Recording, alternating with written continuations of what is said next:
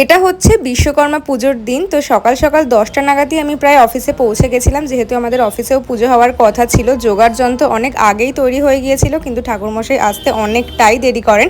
আর সেদিনকে অফিসেই খাওয়া দাওয়ার প্ল্যান ছিল, ভেজিটেবল চপ, পোলাও, ধোকার ডালনা, আলুর দম, আর লাস্টে ছিল চাটনি।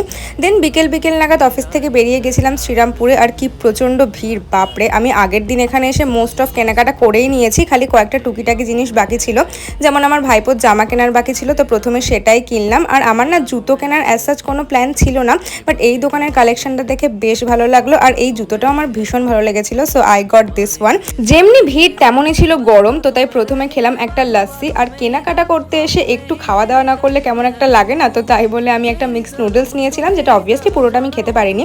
দেন শ্রীরামপুর থেকে বেরিয়ে গিয়েছিলাম আমাদের কোন্নগরের ভিমার্টে। এখান থেকে বাপির জন্য কিছু জামা কেনার ছিল, তো সেইগুলো নিয়ে I was finally done for the day. তোমাদের শপিং কেমন চলছে অবশ্যই কমেন্ট করে জানিও।